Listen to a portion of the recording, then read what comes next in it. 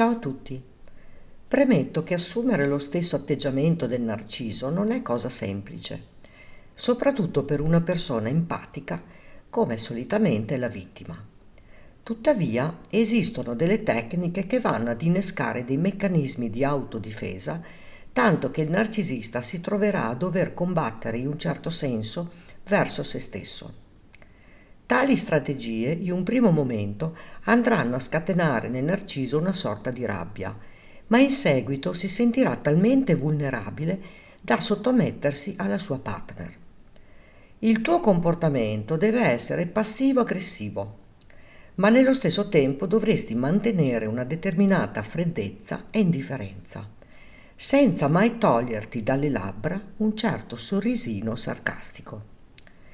Per prima cosa capovolgi la situazione e inizia con il mettere in atto il silenzio punitivo, che è una mossa estremamente perspicace poiché non rispondendo alle sue provocazioni, non mostrando alcun coinvolgimento per i suoi discorsi e per i suoi dissensi, potresti riuscire a metterlo al tappeto.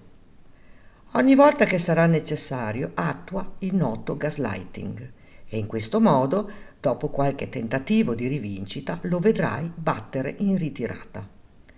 Non toglierti la soddisfazione di triangolarlo regolarmente con amici, parenti e specialmente con lui presente. Il tutto deve avvenire in maniera completamente naturale, come se tu non stessi facendo nulla di male, ma semplicemente raccontando la tua realtà. In sintesi, questa tua presa di posizione è utile perché gli fai da specchio.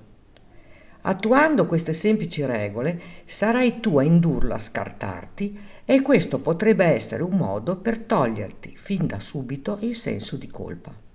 Ma non è detto che lui sia pronto ad allontanarsi da te, poiché potrebbe benissimo continuare a vivere sotto il tuo stesso tetto, avendo però un atteggiamento sicuramente più dimesso.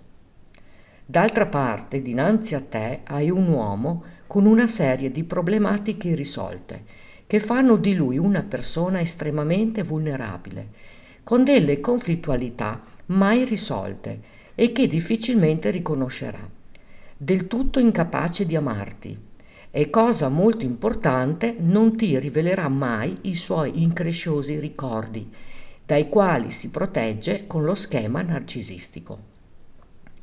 Personalmente consiglio sempre di lasciare andare per la loro strada questi soggetti con personalità narcisistica e per riuscire a darci un taglio netto dovresti lavorare molto sulla tua autostima.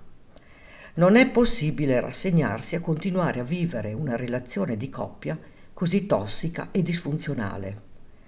Tu, vittima, non potrai mai guarire il tuo narciso e non sei certo tu che hai fallito nel rapporto di coppia. Provare dolore è assolutamente necessario se vuoi guarire dall'abuso narcisistico. Per comprendere meglio ciò che dico, ti consiglio di visionare il video Il dolore della guarigione narcisistica, dove spiego le tecniche per uscire dalla gabbia del narcisista. Io stessa ho seguito questa modalità di guarigione e ti posso assicurare che funziona efficacemente. Il dolore che proverai non deve spaventarti, poiché è proprio attraverso la sofferenza del distacco che andrai a disintossicarti e a buttare fuori tutto ciò che hai subito fino ad ora. Dovresti spaventarti di più a vivere accanto ad una persona che desidera solamente il tuo male. Inoltre ricordati che passare dall'abuso psicologico all'abuso fisico è questione di un attimo. La persona accanto a te è pericolosa sotto ogni punto di vista. Non sottovalutare questa realtà e soprattutto non sottovalutare tale disturbo mentale. E tu cosa ne pensi? Racconta qui sotto nei commenti. Iscriviti al canale e attiva la campanella se vuoi ricevere le notifiche dei nuovi video. Sono vicina a tutti voi. Grazie per avermi seguita.